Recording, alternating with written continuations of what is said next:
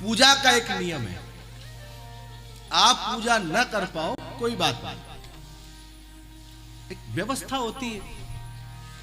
मंदिर में हम जब जाते हैं, आजकल तो आपने वो व्यवस्था नहीं देखी होगी, और देखी होगी आप सब साधक लोग हैं, भक्त लोग हैं। गांव में जो मंदिर हुआ करते थे, उनके आगे एक लकड़ी का डंडा,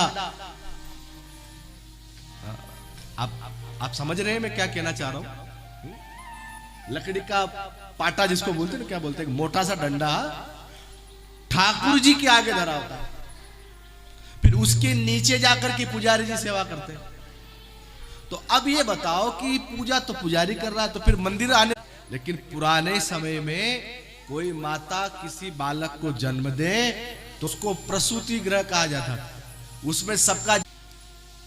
उसमें सब नहीं जा सकते थे, उसमें जो उसके संबंध में जानकारी रखते हैं वही उसके अंदर जा सकते। ऐसे ही भगवान का मंदिर स्थान क्या है? बोले गर्भगृह। तो गर्भगृह में क्या है? तो बोले उस गर्भगृह में जो उस व्यवस्था का पालन कर सके,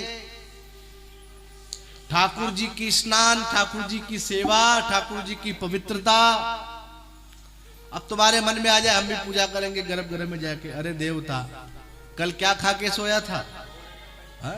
न खाने जैसी चीजें खा के सोया, न पीने जैसी चीजें पी के सोया, और तुझे मंदिर में आके पूजा करनी, तो कैसे होगा? जो साधक होते हैं, पूजा करते हैं, उनके लिए घर परिवार भी गौण हो जाया करते हैं। जो ठाकुर जी की, महादेव की, हनुमान जी की सेवा करते हैं ना, ऐसे लोगों को देखो, लोग उनको पागल समझने लगते हैं। अरे इसके कुछ काम ही नहीं, इसके यही काम, और वास्तव में उसके वही काम होता है।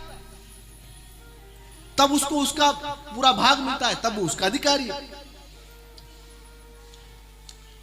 हमारे इस मंदिर में जो सेवा करते हैं हमारे गर्ग साहब, उनके घर में हम तो सुना रहे थे, बोले हमारे लिए सब कुछ हनुमान जी है।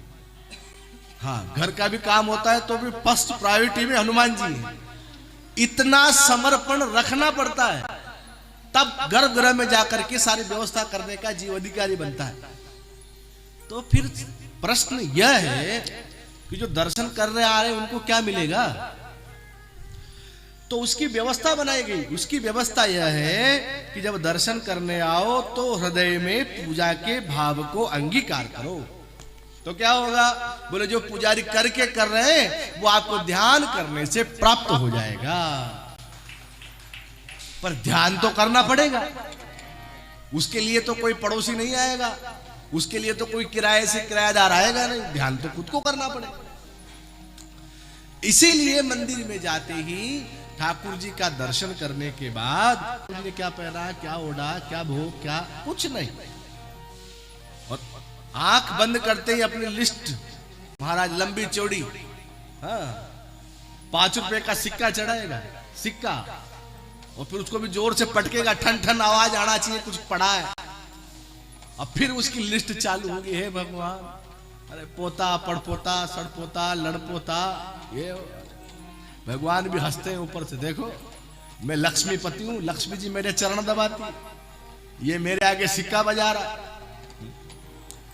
अभिप्राय यह है इन सब बातों का, हमें हृदय से पूजा करने का अभ्यास बनाना चाहिए।